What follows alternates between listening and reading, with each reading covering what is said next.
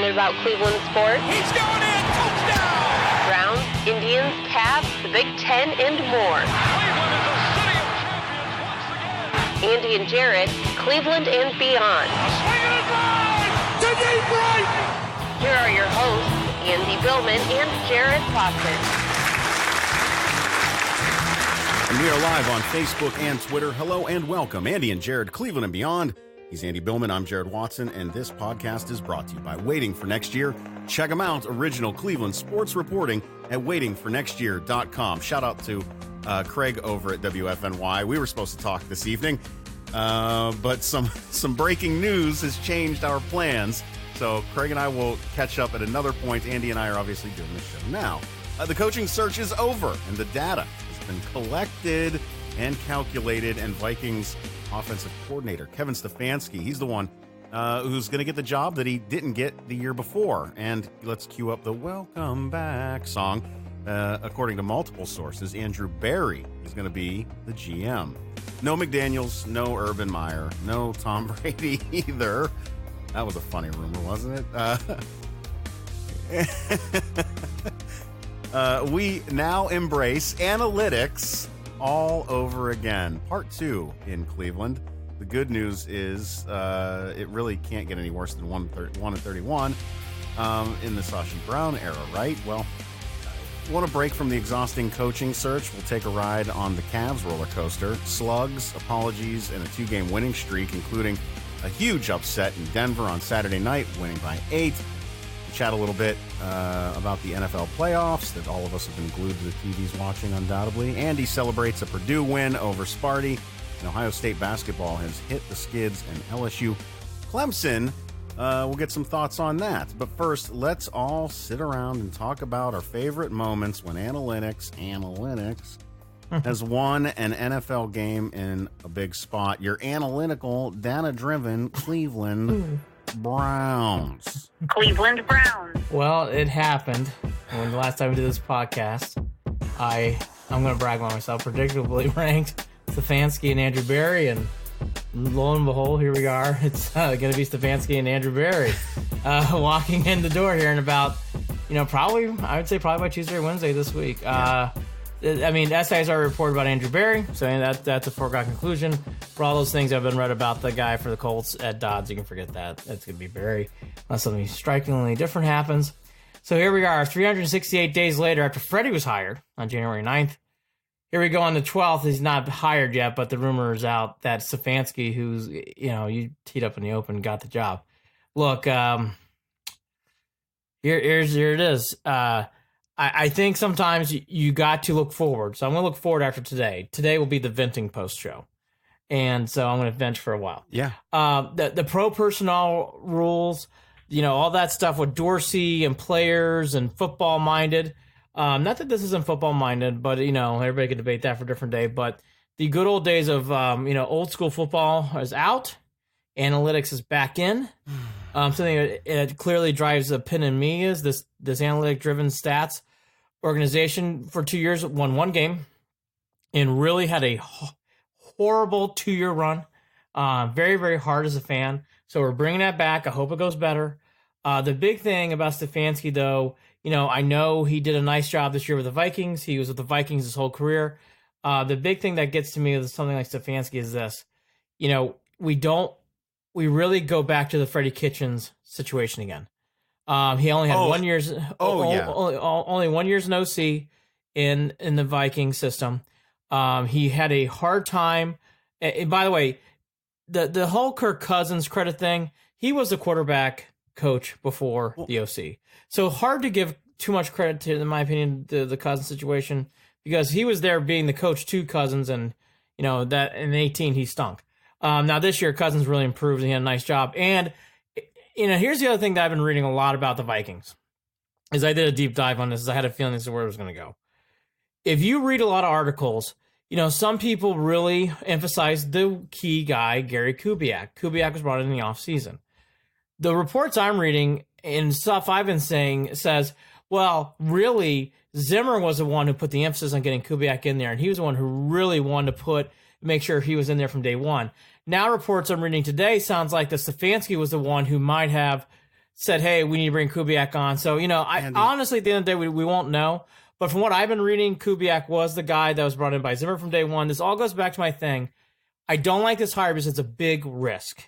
It is a huge. That's all. That's all this is. This is. I'm sorry. I can't. I'm coming into the show hot. I am so pissed off, and it is not. It is not about Stefanski in my mind. This is. I am. Whether he turns out to be good or bad is not something that I'm just so over Jimmy Haslem, because here's what I'm looking at from my view right now.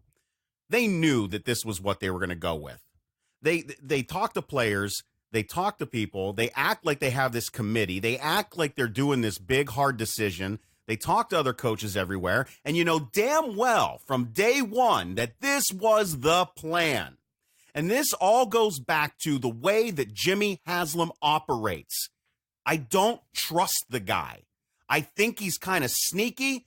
I think that he holds his cards close because he thinks he's got some sort of special knowledge. We can't let anyone. Why wouldn't they have just come out and said, you know what, Stefanski's the guy? Why are they playing games? They're being cute again. They're acting cute. This is the way that this is going down, and the way that it's going to play out next season, with DePodesta having a ton of say and analytics being a big part of how this team is going to operate. Why are they even acting like there was any other way that they were going to go about this? Why? Okay, let me take that first, because I agree with you about that. The Browns do a lot of. This has been going on for a long time, not just in this recent era. The Browns do a nice job of creating buzz, and they create a buzz through this coaching search. It's not good buzz. Well, they create a buzz. I mean, it definitely illuminates itself all the way through Sunday. All they're doing is pissing fans off. Here's the one thing that I would go to what you're saying. You know, if Stefanski was the guy from day one, I don't understand bringing in 7 coaches. I understand bringing 3 or 4, but they really went down. That's probably why. They probably went overkill because they knew what they were doing. Well, I mean, I'm just. Well, look, I think if I'm completely wrong, even if it's the other way around, Andy. You're talking to 7 guys, and you went right back to the guy that you were arguing over last season. Well, how about this? They not only brought him back, and there were rumors of more guys that were going to be talked to. Oh, well, I know the Browns. That's what I mean. It's all a game. It's all a ruse. Well, again, they bring up a lot of buzz. Okay, let's take this one shingle at a time, right? So let's go first to the whole McDaniels thing at the end. I'd call it buzz, Andy. I apologize. The only time I'm going to interrupt for a little while. I'd say that it's buzz, and I would just act like it's PR if they didn't suck so bad for so long. No, I agree. You can't suck at everything else and be good at PR, because I think they suck at that too. The buzz is nothing but bullshit to me. Anyways, obviously buzz, I'm pissed off tonight. Well, buzz is by the way, we are all very frustrated because, okay, there's so much here. The Browns it's frustrating because I think the Browns are limiting their scope of winning. If analytics really hits and it hits hard, I think the Browns can win big. Yeah. That's the only thing that excites me here. Like, I know because of what they're doing here and because they're going on such a narrow path that if the Browns hit, I think they could hit big. I just don't think they are going to hit. Exactly. I just think it's very, very limited, and you're really, really putting things in place where, yes, Stefanski's got a long track history of coaching in the NFL. Only one team, though. You're really bringing in people who are analytic, stat-minded. Why not bring in people who are pro personnel and analytics stat-minded? Not in this team. This team cannot handle that. And by the way, Dorsey couldn't handle that either. Dorsey's shut out all those analytics people, and now we're going back to reverse. Now we can't. No one can play in the sandbags nicely in Cleveland. Okay, all that to be said. It just bothers me about this hire again is it's such a huge risk. I agree with Jared. The Haslems are really putting themselves in a precarious position here. Because I don't think if this works out, I don't think this is like, it's another slow. This is kind of more of a recharge, I would call it, because you're not restarting, you're recharging. You're hoping to get the cannons to fire because you actually have your cannons ready, you have your bullets in place, you're just hoping the wick lights and everything kind of goes off on the field here. I do think, though, this does not work out. And here's the other thing that really bothers me about this one compared to what I've what I've seen in the past. I do think big roster changes are coming. I do think the Browns are going to make more changes here. Now, I'm just guessing, but I think they will. I think we're going to see trade downs again, which, right or wrong, they're going to do that. I think you're going to see wheeling and dealing. That's the one thing I learned about the analytics. And by the way, Dorsey wheeled and dealed too, so to be fair, it wasn't like it was just analytics, but I kind of saw through what Dorsey was doing. In the case of analytics, though, I think you're going to see many of those moves again, Jared, where we come away saying, they're doing a lot more, trying to create more positions, trying to do more with less, meaning they want more players to hopefully hit rather than just taking one big athlete. Like, again, in fairness, Dorsey put all of his eggs in one carton with OBJ, right? The analytics isn't going to do that. Analytics is going to try to draft 3 or 4 that they hope become OBJ that have analytics to drive to get him there. We'll have to see if this works. I think this is a huge risk. The other thing that really bothers me about this is we saw this in Cleveland 131. And it was alarmingly bad. And I don't know why the Haslems... that's where it bothers me about the Haslems. Why is that getting a pass? I don't understand that. Andy, what I want to know is, you had your team. Your locker room said they want challenge. They want somebody who makes them better. They want somebody who works their asses. They want somebody who can come in and have their ear and their respect from day one. And what you're getting is a guy who has never had any experience as a head coach in the NFL. Come in here after 1 year as an OC, who is basically another Freddie Kitchens. Yeah. Who is 7 years younger than Freddie Kitchens.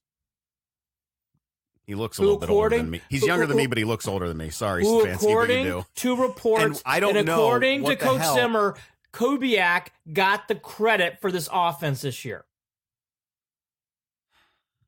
I don't know what Stefanski's done on the field yet. I'm still trying to find that out. Even better. Even better. That's why I don't like people to defend Stefanski like, well, the offense improved. Well, according to what I've been reading, according to what I understand from Coach Zimmer and his comments, sounds like Gary Kubiak had a lot to do with this. A lot. I mean, I'm not saying Stefanski didn't have anything to do with it, but again, Stefanski was the quarterback coach. DeFilippo was the OC in 18. And I kind of mixed those up in the last podcast, and kudos to Matt. I mixed them up a tiny bit, but here's where I didn't mix it up. Stefanski was on that staff, and Stefanski gets just as much of blame here as DeFilippo did. And again, here's why. He was the quarterback coach, and nothing improved from Cousins in 18. Now, he did a big improvement this year. But again, I can't use this term a lot. It is such a risk. This is a huge risk because this guy has I don't think he's got big time experience. They're trying to be cute. Trying to be cute and trying to fit things in perfectly again. And that's what analytics does. Analytics tries to find a perfect equation, try to find the perfect numbers, to find the perfect... It does. That's what data does. Yeah. Data and numbers tries to get results where it's like, we're going to hit the perfect scenario here. And I'll tell you something else that's going to be, they can say whatever they want. And I'm not saying it's wrong. And I love people that go to these schools, Harvard and Penn and Columbia. They're wonderful schools, and there's some wonderful people come out. I mean, he's an Ivy Leaguer. He's an Ivy Leaguer. He's a smart guy. We'll give you that. Penn guy, right? But again, you're going to bring in people into a place like, into a football. Where you're going to bring in a lot of guys. How do you run analytics on emotion, on teamwork, on... I agree, Jared. I agree. That's what again on the impact that a good leader can have on a team. Because here's the deal, Andy. I study in a field that uses a lot. There's a lot of data. It's data driven. There's a lot of research involved in a field that I study, and we always acknowledge the fact that all that data in the world does not give us anywhere near all the answers that we need or are hoping for. Mm-hmm. And do you know why though, Andy? Do you know why? Do you know what it is? Do you know what it is that makes it so hard to use data in situations like that? Because you're dealing with human frickin' beings, not machines. These are human beings. These are people with emotions. You can run all the data in the world on a player and get him in here, and he goes through something difficult in his life, And all of a sudden, that data don't mean shit.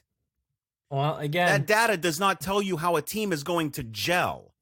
I just don't understand why it is being used so heavily in this situation. By the way, where's DePodesta going to be? I'm probably in California. Weird. And that's I've already done that rant. Weird. Listen to the last podcast. That makes no fucking sense. That's why I don't think any of this is going to work. I think the Browns are going to, I hope I'm wrong. Anyways, the other thing too that really adds on a flavor of icing to this whole shit pile is if you watch the 49ers and Vikings game, and from everything we've been hearing, sounds like Salah gave a wonderful interview too. Yeah. I mean, you took the second place.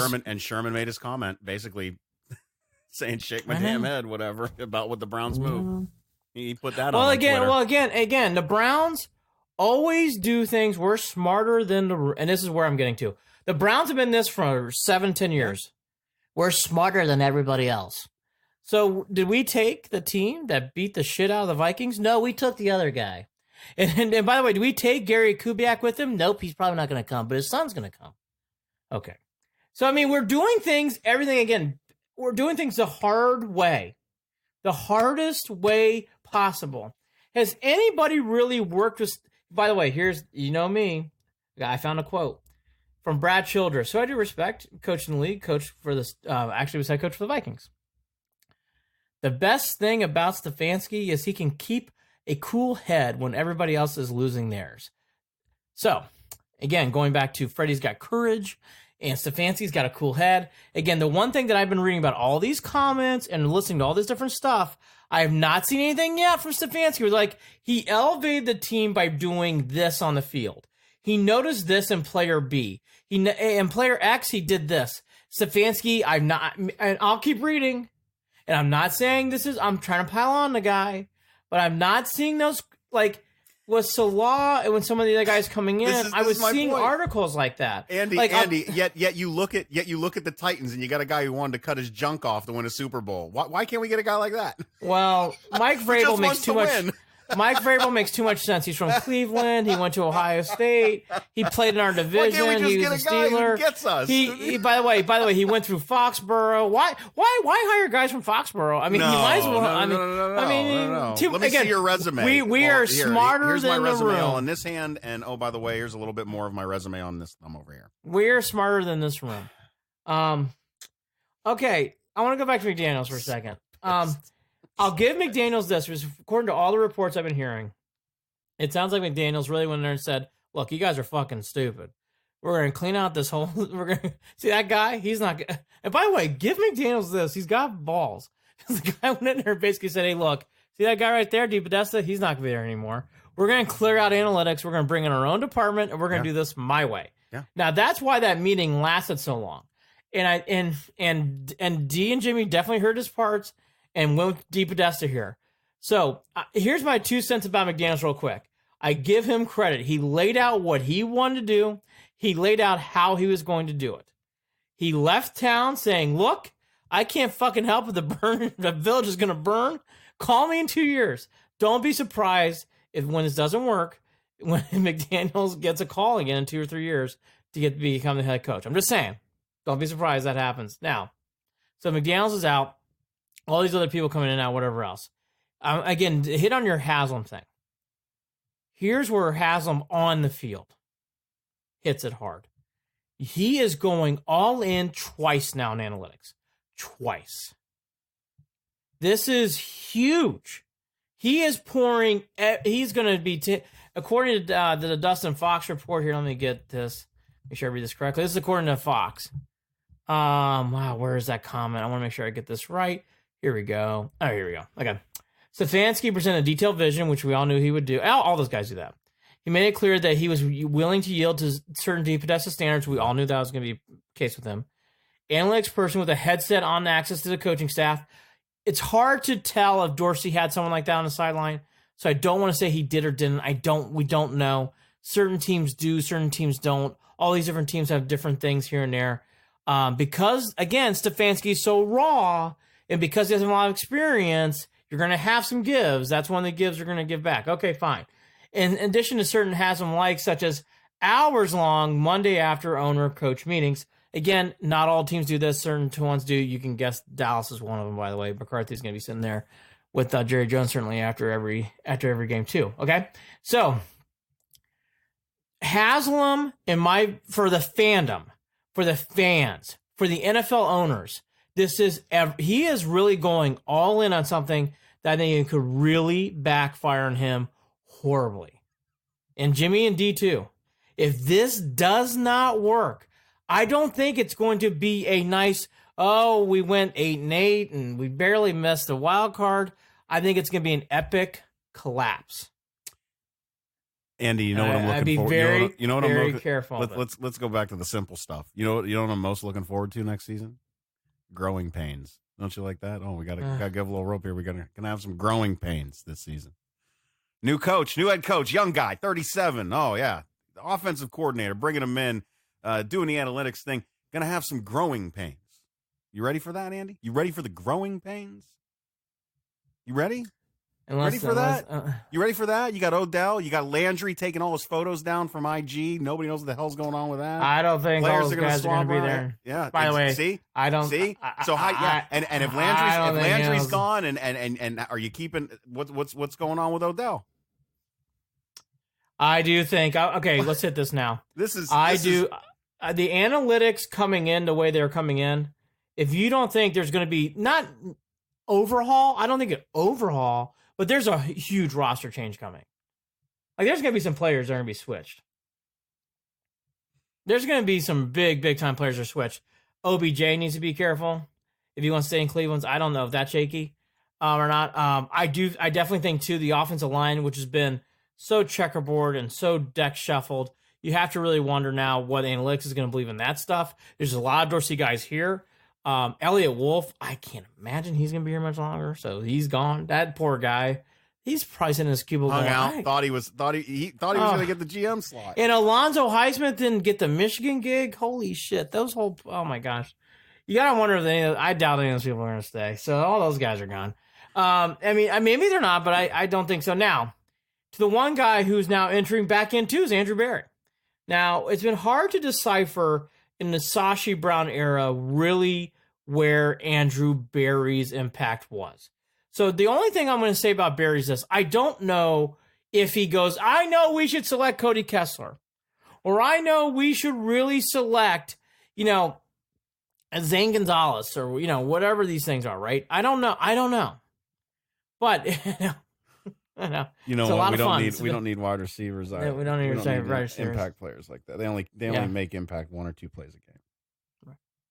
So that was Ray Farmer. Thank God. Let's bring back Farmer. Yeah, Farmer's gone. So thank God. But going back to this, again, it goes back to Andrew Berry, though, has a stench of this 1-31 era, whether he likes it or not. So the Browns fail again. After you went 1-31, holy fucking shit! You have no one blamed but yourselves! No one! What a huge risk! That's what it's so crazy about this.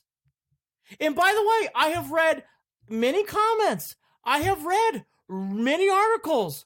I have yet to find someone say, smart hire, great hire. Here's why. I haven't seen those comments yet. And again, let's reiterate this. Kevin Stefanski, if you're listening. You're not, but if you are.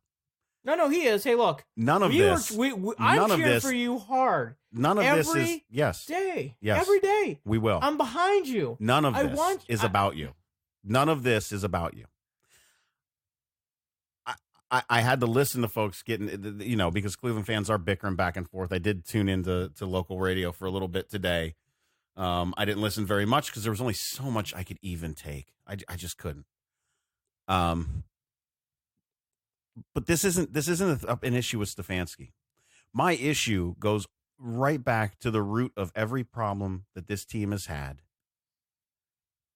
since the day he took over, Jimmy Haslem. Smartest man in the room, smartest group of people in the room. Oh, DePodesta's so smart, smart fucking people. Not smart enough to recognize their own flaws, clearly. Not smart enough to stop trying to be cute, apparently. That's the problem. So, again, right. This again, is not, none of this issue is with Stefanski. If he comes in, you're right, Andy. If he comes in, if he can gel, he's got to, I mean, there's a lot on his plate here. Not only does he have to get that locker room to trust him and believe in him from the beginning, but he's got to keep those other guys happy too with the analytics stuff and deal with hey, this isn't about, hey, it's not about, listen, it's not about what we want or don't want. This is about what the numbers say, Andy. You hit it's about the what big the note. numbers say. You hit the big note. He's going to have to make a big peace offering. Because you ain't kidding. Because that is going to be one of the toughest meetings when his players come in there and be like, look, I know you've heard about this analytics stuff. Look, analytics is going to be great for us. And you're going to tell this to a bunch of players. And I would be looking at him like, shut the fuck up. Like, I don't think if I were him, I wouldn't even say it. all. I'd come in and I'd say, listen, I don't give a fuck who they bring in here. We're going to play football.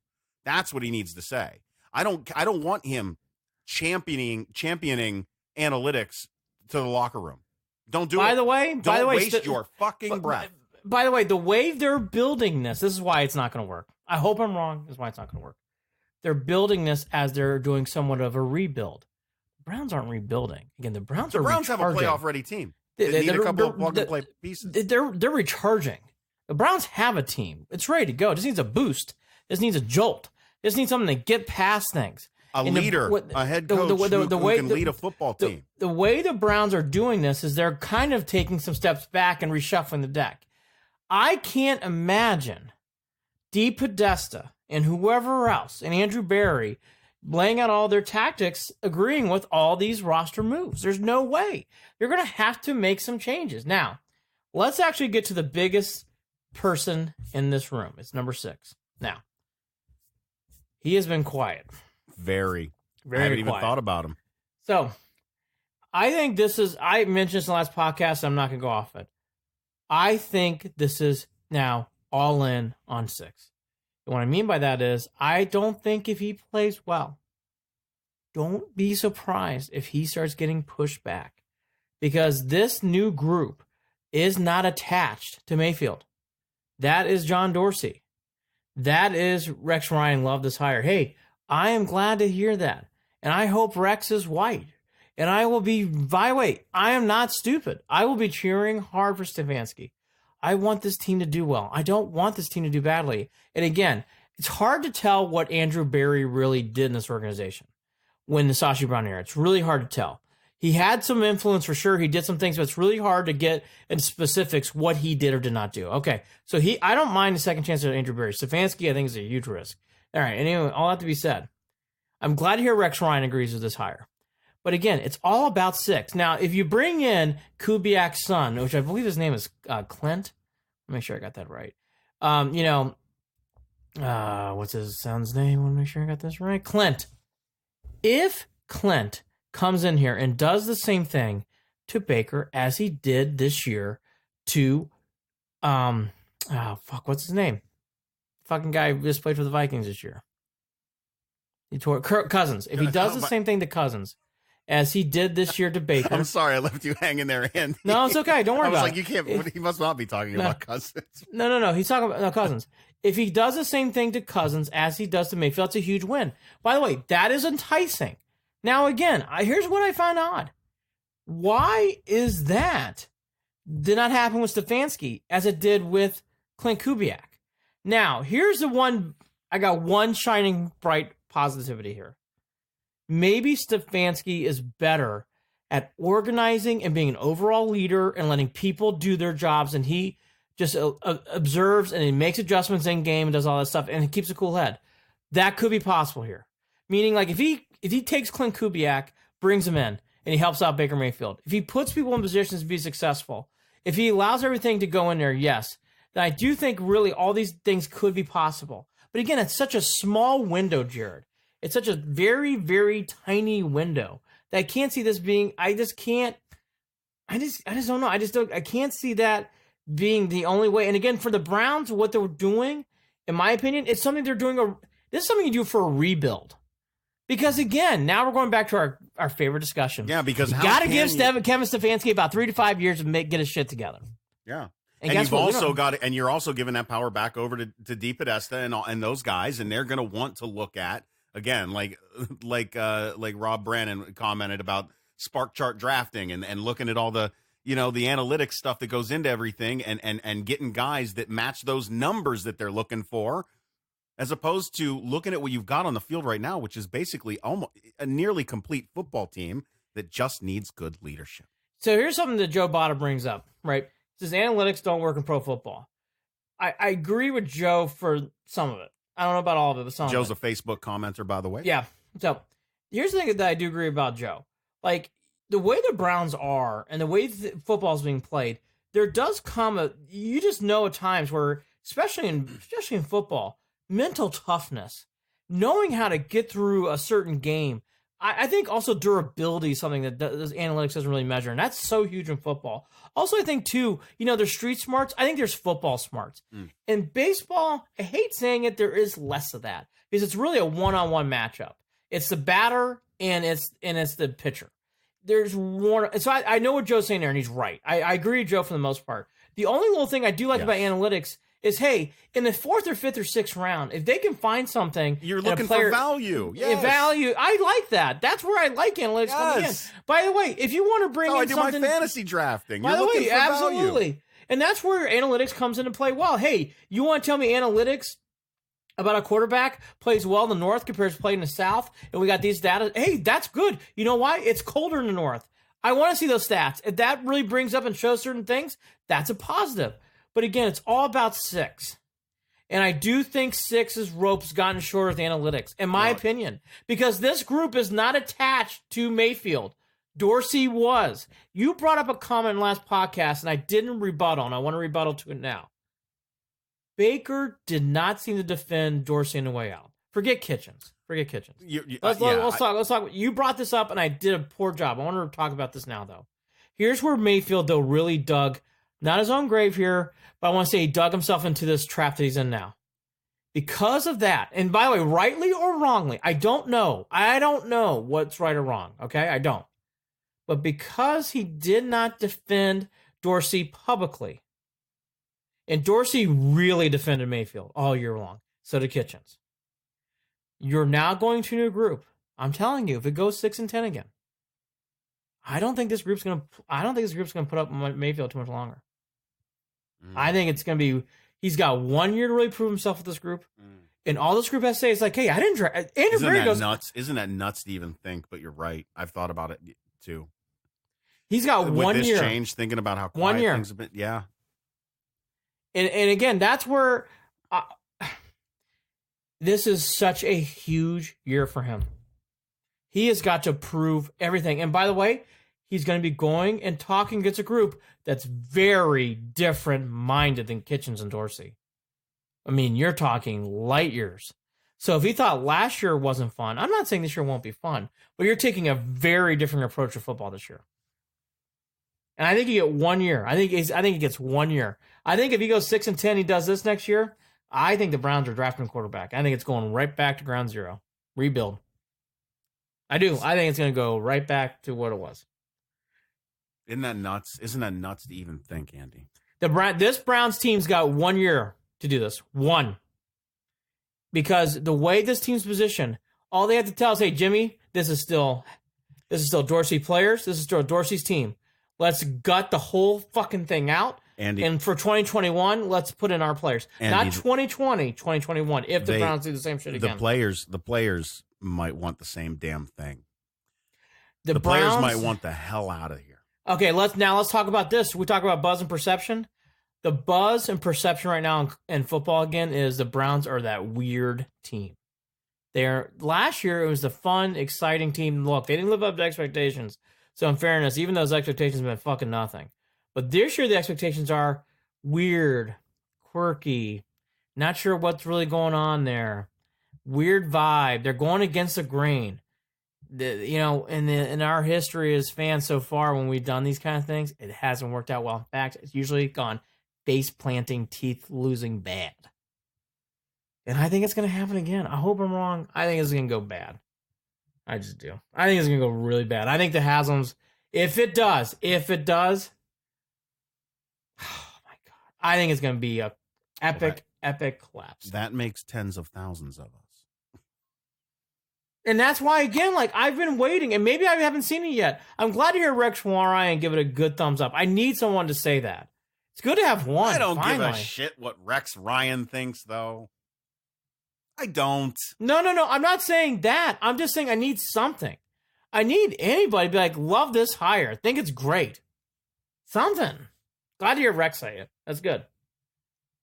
Need something. And again, the biggest problem it's not even the hire. It's the, you know what the hire means. I know what the hire means. And again, it isn't like we haven't tried this.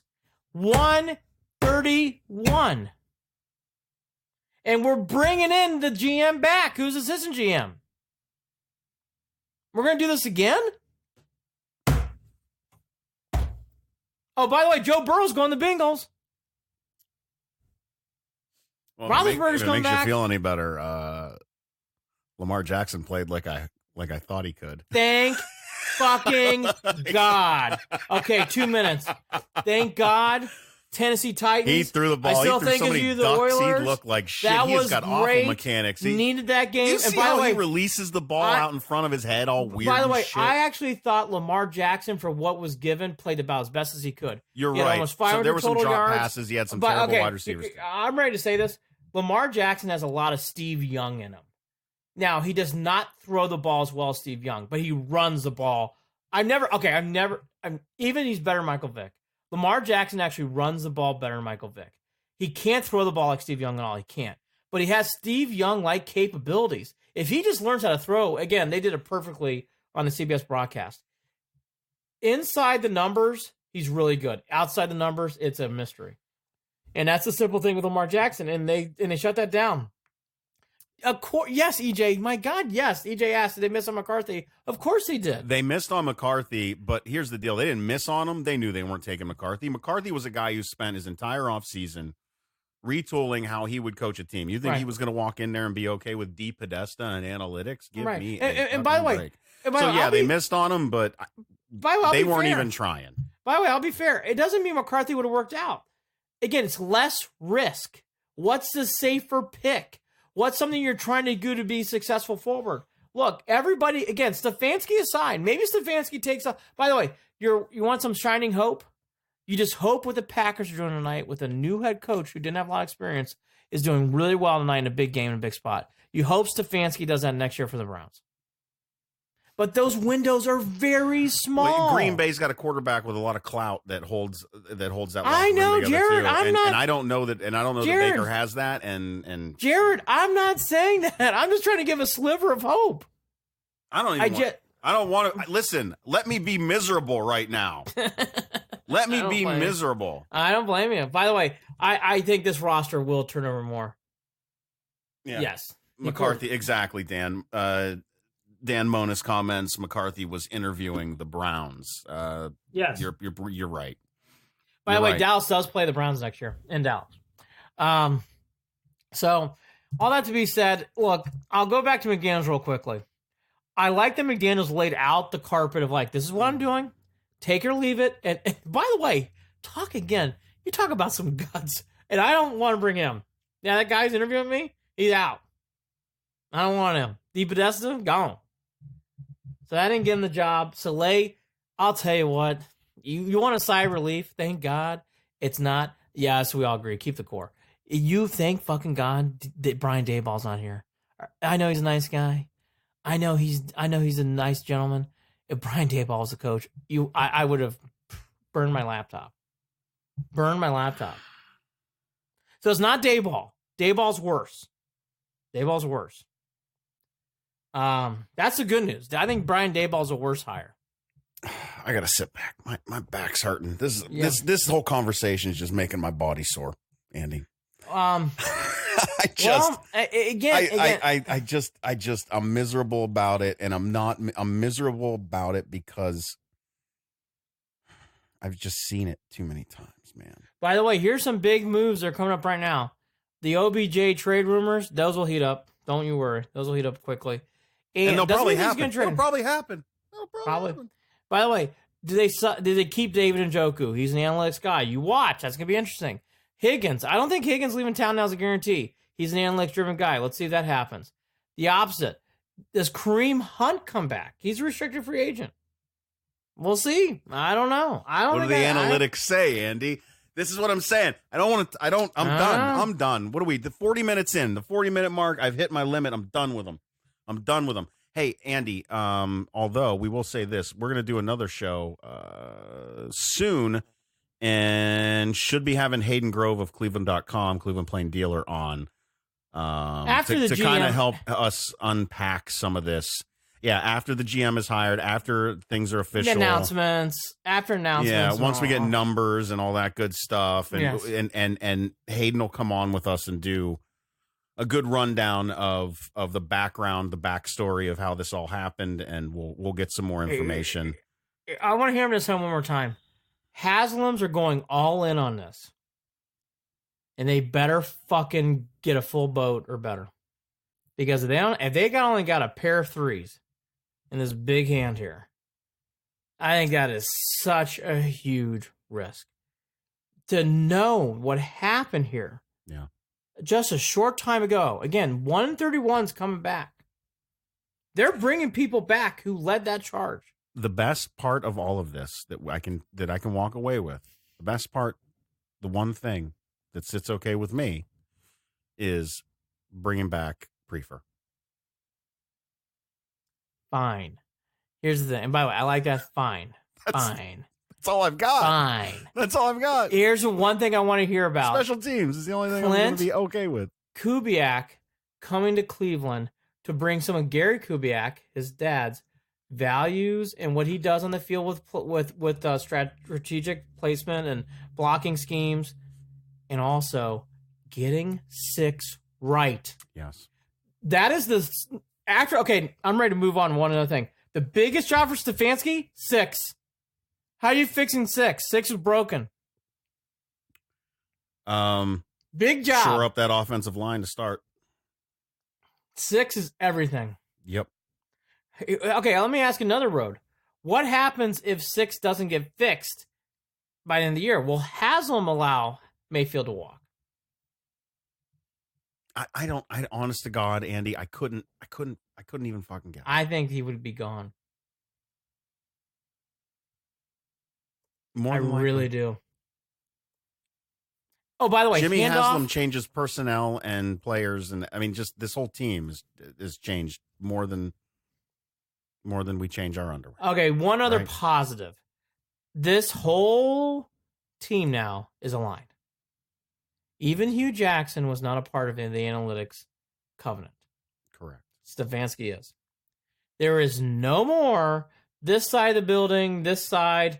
There's no more. That's why I wasn't surprised to hear. Remember Spaceballs? We're all assholes. I'm surrounded by assholes. We're all assholes. I know. They're all assholes. We're all assholes. I was going to say that line, too. We're surrounded by assholes. We're surrounded by assholes. We're surrounded by analytics.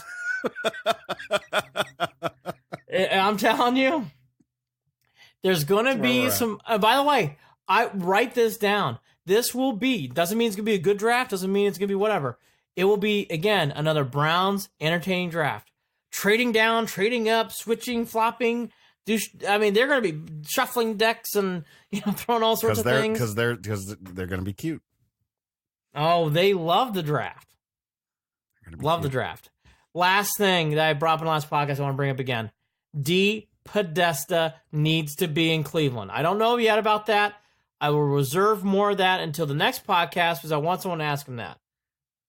I want someone to ask him at that press conference. Hey, are you going to be in Cleveland now, or are you just going to go back to Cali? The Bleeps, the Sweep. It's a great film, by the way. The what? The what? And the one? Our radar surge appears to be jammed. They've jammed it. Motor Mouth Jones. Police Academy. God, that film was great. Man. They comb the desert with combs. Yes. So look. Pizza the Hut died because he ate himself. That happens. Boy, Pizza Hut location's closing down, by the way. They're now only going to have drive-through only. Boy, did you ever have the Pizza Hut buffet? They're wonderful. Eat any of that shit. Oh my God. I don't like Pizza Hut. Copying CC's? I do. No. back in my heavier days, which I'm not much lighter, but back in my real heavier days where sweatpants were cool, there's nothing better than a $5 Pizza Hut buffet on a lunch Tuesday. Open up those drawers. When you're a thirsty guy in college and you need some food, let's go down Andy, to the Pizza Hut. That's not a part of my life. You know who I live with. No, you know by the who way, I'm married to. I didn't say now. I said in college. I don't eat a Pizza Hut buffet now. I'm still slugging through dry January, let alone eating pizza. I did not slug through dry January on Thursday. I think I tipped that cup over and a little bit more than that. Congratulations. It's worth every nickel and dime. There's this great bar in New Haven called Barcade where you can play old school video games while you drink. Oh yeah. We've got there's a Crabtown USA over here in Maryland, right down the street. Got my ass kicked by a young lady at Frogger, but it was worth every nickel and dime. Great night. Anyways, as I was watching Purdue play Michigan. All right, so here's the final things about this. We'll hear more about this. We need to get a third voice in here. I've already pre-upped. I don't think it's going to be very different, but we'll get a third voice. Again, if you want some positives, everybody's aligned. I will say, I know enough about life. If this hits, I think this could hit big. But I also know, with things like this, it's easy to say, you know what, Baker Mayfield isn't quite working out. OBJ, he's not my guy. Yeah. You know what? I like Nick Chubb, but I don't need Nick Chubb. Be gone. Like, you're going to see things like this happening in Cleveland again with the roster. I think there's going to be more changes than less. Yeah. And by the way, Baker Mayfield's everything. If you want a close second, Myles Garrett's contract's coming up too. You're interesting to see what this group does about Myles Garrett. All right. I'm done, Andy. I'm done for now. I'm done. Joe Schober coming back? Probably not. Stop. Just please stop. Please stop. What was your favorite analytics loss in 131? Mine was the Lions game where we couldn't fucking do more than one play. Remember that? Where Kaiser ran the ball once and the whole clock ran out? That's my son's nice favorite loss. Okay. Quickly. Why do we do it? Why do any of us do it? Why? Why do any of us do it? What are we doing? What are we doing? This will not work out. Everything's going to fucking blow up again. But after today, though, I will be on board. And by the way, prove me wrong. I want Stefanski and all these guys to prove me wrong. Yes. Prove me wrong. If I've ever wanted to eat my words. Please. It's this. Shut me up. Tell me how dumb I am. All right, so we'll see. But in 2 years, by the way, I'll have a coaching search for 2022. Let me just watch the Indians, please. Can we just get the Indians? How about the Cavs? How about the Cavs? Yeah, okay. I should just watch the Cavs, too. So we'll do more in the Browns middle of the week. Quickly on the Cavs. Cleveland Cavaliers. Because we didn't touch upon it, everybody knows about the Beeline story now. I give this team credit, and I give Beeline a lot of credit. Yeah. Because this could have been the elf. This could have been the time in a coach's career where everybody jumps ship, where everybody's in a mutiny. Yeah, what did I tell you last episode, Andy? I said, watch what the locker room does, and that'll tell you whether we got to worry about this. Correct. And by the way, yes. And you told me that on the phone. I forgot we haven't done a show. We have not done a podcast in a while.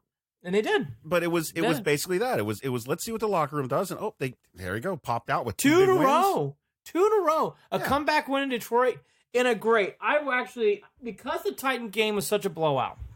I'm not gonna be one of those Debbie do-gooders. I did not watch the entire Cav game, but I watched the third and fourth quarter because the Titan game was such a blowout. How fucking great was it that the Ravens lost again? God, was that great? Oh, was that great? And by the way, Humphrey and the team internal fighting, fantastic. Humphrey after the game, we choked.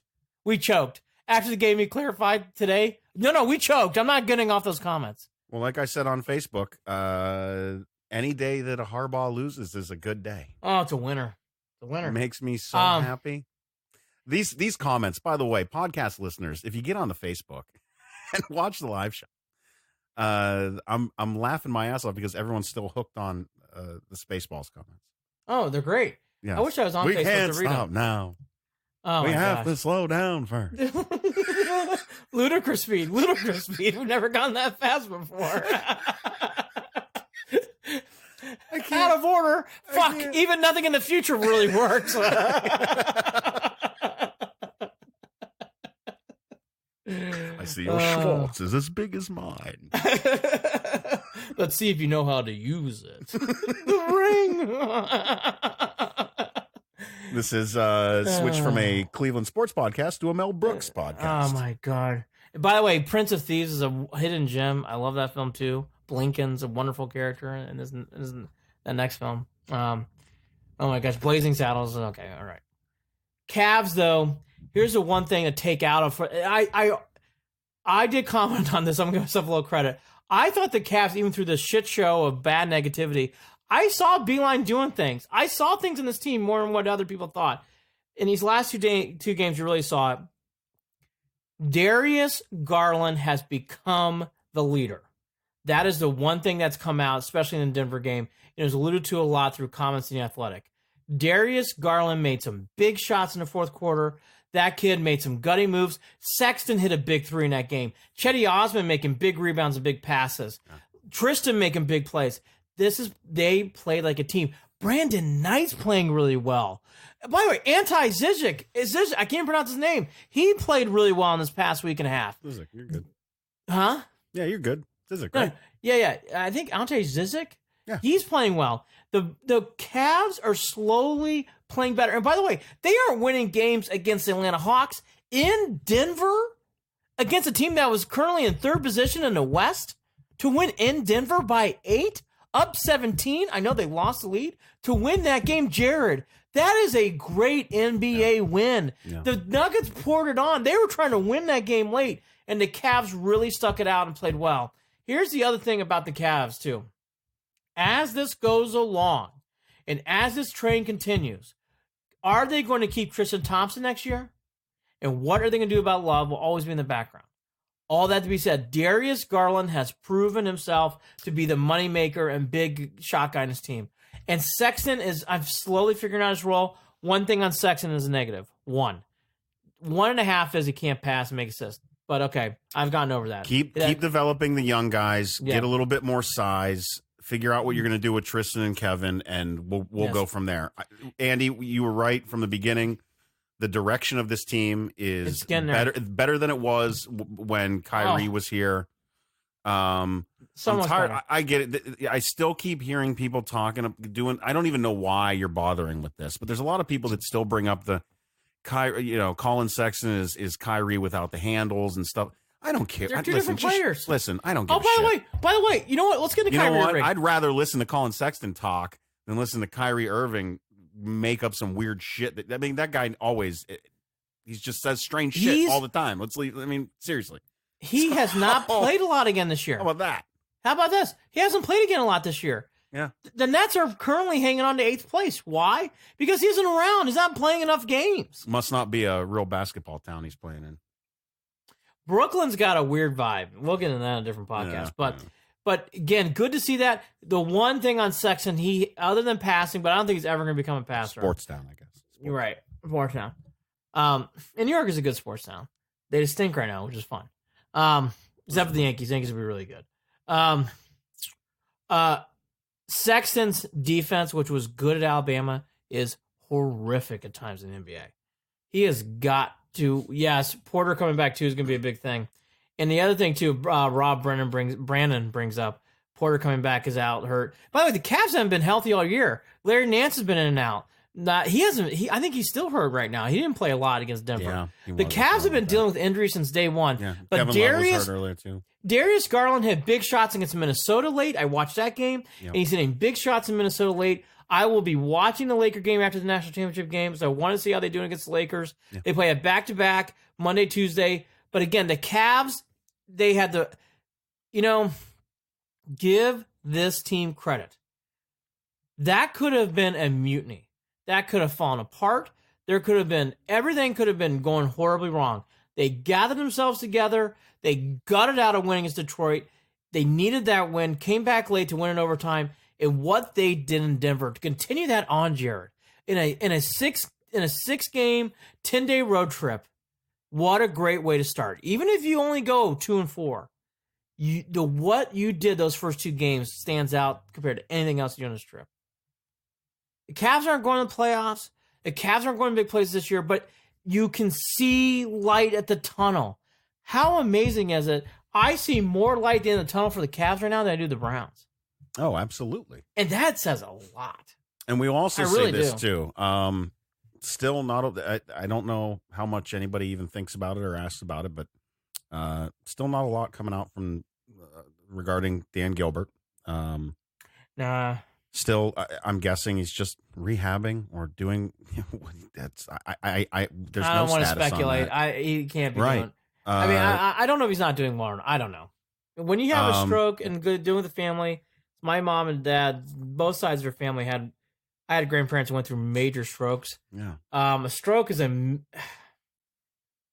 it changes a person dramatically. Yeah. Really can. So, with all that said, you've got Kobe Altman there, who has really been a big part of this too. He's gotten it out. All of this together. So, hey, kudos to him. Kudos to Beeline. Again, that could have been, and kudos to the players. Yes. This could have been a mutiny. Could have easily. This could have gone so wrong. Kudos to the players. Kudos to Beeline. Lots of kudos buy-in. to Kobe Altman. I more and more watch the Cavs and more love them. And I know people like to shit on them and watch them get blown out against Lakers and Clippers. And everybody will shit on them again. I do think the Cavs are building small things. They're going to have to get bigger. They're going to have to do some other things to get to where they need to be. But hey, I see things going along the right way. And everybody is aligned right now with the Cavs. Unlike the Browns, which is good to see. Okay, I'll do my 30. I want to do my 30 seconds on. Are you good with the Cavs? Anything I'm else? done. I was just going to say the same thing. Let's jump into a national championship game. Do a quick. I don't know. You're gonna laugh. preview? I'm gonna do a quick left turn to West Lafayette. Then I'll go back. I loved how Purdue played today. All right, let me put my mic down. Go for it. It's all you. For the West Lafayette listener who's currently won, you can track your listeners, and there's one poor soul, guy or girl out there who listens to this. So this is for them. This is for you. This is my special love Purdue message. That fucking ruled today. How fucking great is it to watch Sparty come in there as 4.5-point favorites in the Mackey Arena and get their asses slapped by 29 points? It was fucking great. Great. It harms isn't even playing right now. Purdue's doing a nice job again, similar to the Cavs. They milk out everything they can. Travion Williams, 35 and 20 against Michigan, played great again today. This kid Thompson, PJ's younger brother, is playing a lot better for Purdue. And the one thing I like about Purdue, they improve as the season goes on. They're doing that again. Painter's a genius. Okay, now you have my husband giggling like a little schoolgirl. Good. Well, you're welcome, Caitlin. And we hope to do that more in every podcast. We're here to make people laugh like school children here on a Sunday night. We laugh so we don't cry. It's that simple. That's right. Okay, now let's do one more. So now let's go down to LSU, Clemson. Two statistics here to really stand out. One is the obvious one. Clemson is the returning national champs. Just want to mention that. People have forgotten that this week. Said it weeks ago. Just want to mention. Weeks ago. Just want to mention. Months ago. The unstoppable Alabama Crimson Tide. It wasn't competitive. Okay. All right. The other thing is, in Vegas, there are concerned people. Why? All of the bookmakers, all the casinos have 80 to 90% of people putting bets on LSU. It was originally at 3. It's now gone as much up to 6 to 6.5 now. Oh my gosh. Which is a huge jump. I haven't even looked. Huge jump. Everybody's on LSU. Joe Burrow's doing things with Kirk Herbstreit. Everybody's on LSU. I will warn LSU. And I like LSU in this game. This is teed up to go fucking wrong. This has everything to go teed up. I actually would take Clemson into points and LSU outright in the game. I think LSU is going to win this game. If it's not this game, this game is so souped up for LSU. It's in a Superdome. It's in New Orleans. It's in everything. It is paved the way. And by the way, to be fair to LSU, You're saying Clemson's getting 6? Clemson's getting 6, 6.5. I would take Clemson. I would take Clemson too. I think Clemson can win this game. I don't know that I would have taken Clemson with 3.5, but I would jump all over Clemson. 6? Oh my God! You think Dabo Swinney's gonna get blown out? No way. No way. I love this game. As I love the Ohio State LSU game, I love this game. The big difference here, though, LSU has been the super team kind of even above Ohio State and Clemson all year. I still believe that way. But everybody experienced what I experienced as a Notre Dame fan last year. Clemson's got the ability in big spots to make big plays, and they hit home runs. And I think that's going to be a big thing in this game. And if I'm LSU, don't allow Clemson to have the ball late down one possession or less. Meaning if it's 7 or more points, I think you're okay. But if it's 7 or less with Clemson with the ball late, you better... Wrong quarterback. Wrong team. Score prediction. I really want to take Clemson. I really, really, really want to take Clemson. I know history has taught me when you don't trust a champion who's done this and who just came off a huge victory at Ohio State, that usually you get smacked. I mean, no one's giving anybody respect to Clemson. No one. But I do think it's the LSU carpet ride. 38-35 Tigers. LSU. Oh, we're like dead on. 35-31 LSU. Yeah. But I'll tell you, and I'm doing that. My 35-31 prediction is coming from a homer standpoint. I want to see Joe Burrow do it. Joe Burrow's a nice guy. He's going to the wrong fucking team in our division, but man, he's a nice guy. Whatever. How great is it that the Ravens lost? How great is that? That was nice. And they didn't even just like lose a little bit. Like they had their asses handed to them. Slapped. And you know what was even better is right before that game started, I had to leave and go out and get some stuff for my little birthday dinner that I had yesterday. Happy birthday! Thanks, brother. Had the crab legs and the delicious vegetables to go with it. By the way, what do we turn? 30, 31? Oh, sweet Jesus! No, I'm older than the Browns head coach. Anyway, my wife is 2 months younger than him. Anyway, oh God, son of a bitch! Damn it, Andy. Anyway, I go over there and everyone's going and getting their snacks and all their goodies to watch the game, and they're getting ready and they're all wearing their outfits, and I'm leaving, and the woman who's in the self-checkout line and just makes sure you got your receipt and everything and tells you goodbye is telling everybody, have fun watching the game tonight. Enjoy the game. Go Ravens. Have fun. And I just, I'm miserable. I'm just like, it's my birthday. This is what I got to deal with because I live outside of Baltimore. It's just disgusting. As Art Modell rumors swirl about him getting in the Hall of Fame, by the way. Oh, stop. I haven't. That'll be for the next podcast. We have not done that yet. I will say that for the next podcast. Oh, it was bad enough I had to watch Cower, and I dealt with that too. Anyway. Cower doesn't bother me. Isn't that weird? It didn't bother me that much, to be honest. Don't get bothered by only bothered me a touch, and I'll leave it at that.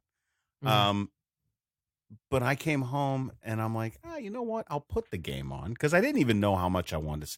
Man, it was beautiful. Oh, it was beautiful. Oh, it was beautiful. Ducks, make them throw the outside. It was everything Lamar Jackson was supposed to be this year, according to me. That, I will say, felt good. I will say, as all of us Cleveland fans at 11:30 tonight, we're going, shots on us. Roll, yeah. Titans, roll. Yeah, the old Oilers beat the old Browns last night. And by the way, now that that's gone, go Chiefs. Knock the Titans out. I don't want to see the Titans in the Super Bowl. Go Chiefs. Knock them out. I hate the old Oilers. Knock them out. The Tennessee did what they're supposed to do. They took care of the Ratbird. Now you may exit. And by the way, could the Browns have hired Vrabel? They didn't bring him in for an interview. He's too good. Is he analytics minded? You can shoot us an email, andyandjared@gmail.com, andyandjared@gmail.com. Follow us on Twitter @CLE and Beyond. It's @CLE and Beyond. We are a part of Waiting for Next Year. Check them out. Original Cleveland sports reporting at waitingfornextyear.com. Andy, that's it's been a wild ride for the Browns. It's been a weird show. It's been a little weird. Things are only going to get stranger. As the great Rick Moranis would say, I hate yogurt, even with strawberries. And I am the same way. I do not care for yogurt. Anyway, or Barf, one of the best film names ever of all time. But anyways, look, I will say, as I am this Browns fan, I've given my thoughts. I've given what I think is going to happen here. I really hope the Big Bang Theory is in case where everything lines up and the Browns fucking explode. And we get The irony is the Big Bang Theory. It's a bunch of nerds now talking analytics. So there we go. Well, look, got Jimmy Haslem walking around with a southern accent talking about data. By the way, University of Toledo and other degrees out there, the Harvard and the Penns are moving into Berea. So we better better put away our White Castle sliders. But anyways, for all that to be said, I really hope this works out. I do think my two big thoughts are, if this doesn't, I think it's an epic collapse, and I think the Haslems, I think it's going to be hard for them to recover. I think it's going to be really hard. And I think everything should be talked about 6 from here on out. Mayfield. How is Mayfield going to do? And I think the rope gets thinner. And don't be surprised if this shit show continues that he's out after next year. Don't be surprised. I hope I'm wrong. All that to be said, go Browns. I'll get my Stefanski. Love my Stefanski t-shirt. I'm sure they're being printed now. And let me ask, last thought. All this to be said. Oh, yeah. After this, some of us have got work to do. I gotta go to sleep. I got work to do tomorrow. That's my point. Some of us gotta. I'm also getting text messages while talking to you about off the air someday, which will be fun. Okay. But anyways, I think the bigger thing here is that all this to be said, all this that goes down. Are the Browns finally going to turn back the page? Are they really going to push through? Except for Rex Ryan, I have not seen those comments yet. So I really hope they do. And I really hope this works out. But Jared and I have our doubts. He's Andy Billman. I'm Jared Watson. Andy and Jared. Cleveland and beyond. Analytics 1-31. Take care. A flamethrower. Woo! The children are going to love this.